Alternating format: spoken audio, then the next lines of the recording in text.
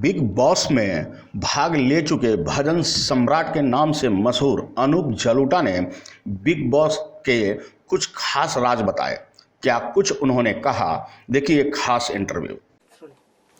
Alright sir, सबसे पहले तो कॉन्ग्रेचुलेशन। हम आपको देख रहे हैं, मतलब पूरे लॉकडाउन के पीरियड में हमने आपको देखा जहां पर पूरी दुनिया घर में थी। आप जो है अपना काम बखूबी से कर रहे थे, अभी भी आप कर रहे हैं। तो बताइए सर जरा कि कैसा रहा एक्सपीरियंस। और आज भी हम देख रहे हैं कि आप सॉन्ग रिकॉर्डिंग कर रहे हैं, तो ओवरऑल कैसा रहा सर एक्सपीरियंस। सर आज के नंदलाला जी का जो आप गाना कर रहे हैं, बहुत ही खूबसूरत आवाज़ में आपने अभी जो हमने सुना, कैसा रहा आपका ये एक्सपीरियंस।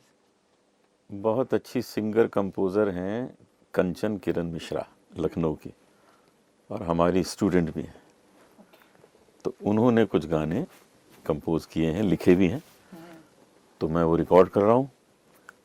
8 गाने रिकॉर्ड किए उनके, आज 3 किए, 3 दिन पहले 5 किए थे, तो हो गए। और आज इस रिकॉर्डिंग से पहले भी एक रिकॉर्डिंग की थी, 2 गाने वहाँ गा के आए थे। उस बीच में एक जाके मीटिंग भी कराए अपने संतोषी जी से, राजकुमार संतोषी जी से कुछ फिल्म की चर्चा हो रही थी उनसे।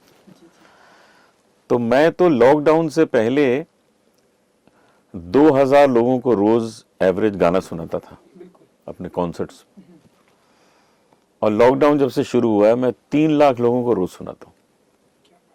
इतने ऑनलाइन कॉन्सर्ट्स में मैं बिजी हूँ। कल मैंने 3 ऑनलाइन कॉन्सर्ट किए, एक कनाडा के लिए, एक ऑस्ट्रेलिया के लिए, एक लंदन के लिए। तो वहाँ हज़ारों लोग जुड़ते हैं, सुनते हैं।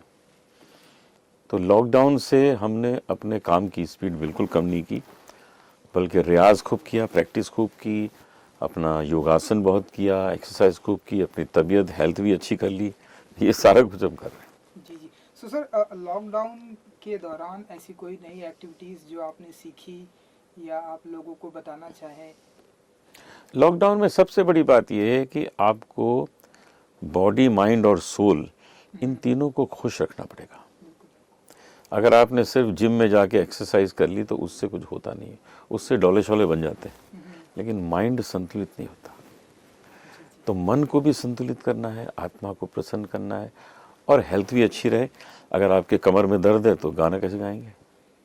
तो शरीर में दर्द भी ना हो, शरीर फिट रहे, इसलिए योगा भी होना चाहिए। मेडिटेशन करिए, आपका मन प्रसन्न रहे, मन संतुलित रहे, और आप योगा अभ्यास करिए, आपका शरीर खुश रहे।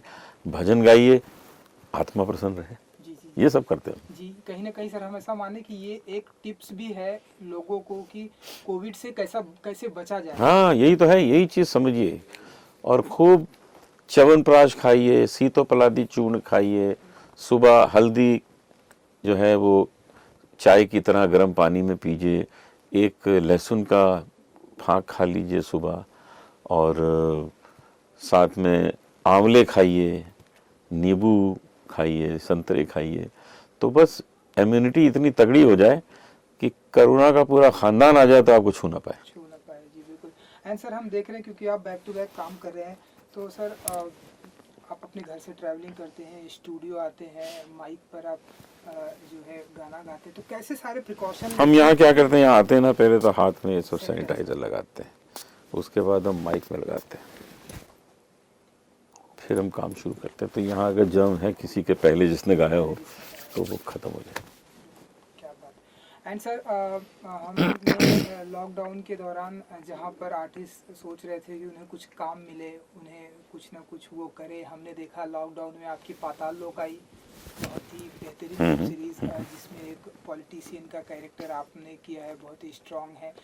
और उसके बाद अब हम देख रहे हैं कि पंडित दीनदयाल जी के ऊपर जो वो फिल्म आई, थोड़ा सा अगर आप बताएं कि कैसे। पंडित दीनदयाल उपाध्याय जी के ऊपर फिल्म बनी है, और वो मैंने उसमें दीनदयाल उपाध्याय जी जब छोटे थे तो उनका टीचर का रोल किया है। कल हम सुनील ग्रोवर के शो में शूटिंग करने जा रहे हैं। परसों से हमारी और जसलीन की जो फिल्म बन रही है उसकी शूटिंग है, वो मेरी स्टूडेंट है। तो रोज़ ही कुछ ना कुछ चल ही रहा है। तो थोड़ा सा सर क्योंकि पंडित दीनदयाल उपाध्याय जी जो है, पंडित दीनदयाल उपाध्याय जी थे, उत्तर भारत की बहुत बड़ी हाँ, पर्सनालिटी। उन्होंने जनसंघ की स्थापना की थी। तो जनसंघ से ही तो सब बना है, बीजेपी वहीं से तो सब आई है। तो हम जब 7-8 साल के थे तब हम पंडित दीनदयाल उपाध्याय जी को मिले थे, उनको भजन सुनाया था। हम भी शाखा में जाते थे, वंदे मातरम गाते थे। अटल जी के साथ खूब बचपन में हम रहे हैं, नानाजी देशमुख जी के साथ रहे, अडवाणी जी को बहुत पहले से जानते हैं, मोदी जी, अमित जी, इन सब से हमारे बहुत अच्छे संबंध हैं, पीयूष गोयल जी, तो सबसे हमारे बड़े प्यारे संबंध हैं। तो हम तो देश को प्रगति की ओर ले जाना चाहते हैं, बहुत आगे। जी जी। तो सर हमेशा माने कि शूटिंग कंप्लीट हो चुकी है और अब दीनदयाल उपाध्याय तो फिल्म तैयार है, सेंसर भी हो गई, ओके। अब तो वो रिलीज होनी है, जी जी जी। तैयार है।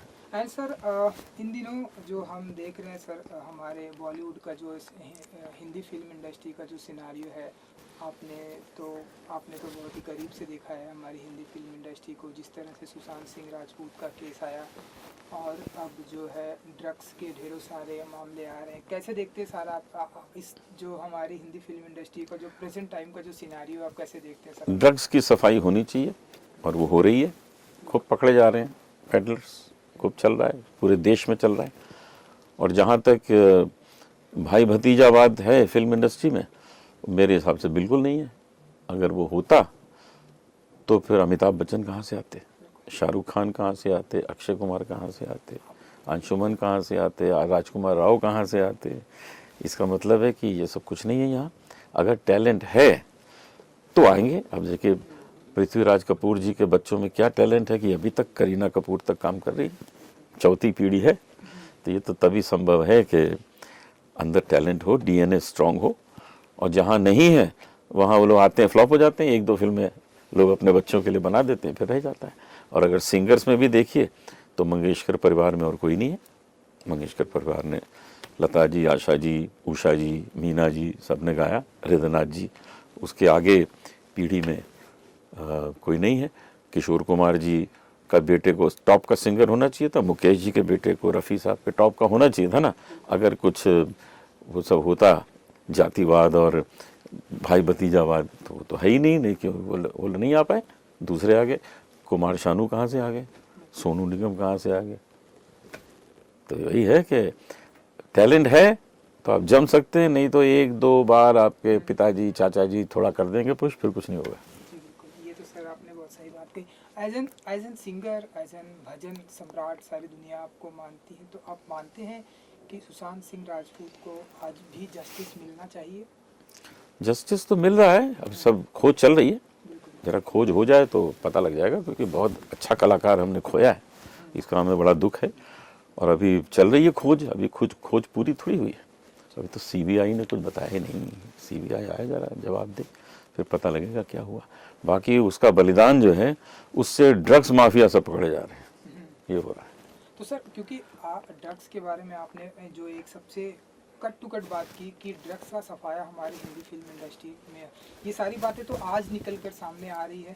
तो आप तो बहुत ही पहले से आप हमारी हिंदी फिल्म इंडस्ट्री को ढेरों सारे आपने भजन दिए, गीत दिए, तो आप मानते हैं कि ये पहले से चला आ रहा है लेकिन अब आज लोगों को पता चल रहा है? तो बहुत पहले से आपने साधु संतों को नहीं देखा है चिलम पीते हुए तो बहुत पहले से चला आ रहा है। लेकिन अब जो ड्रग है ये बहुत हानिकारक है।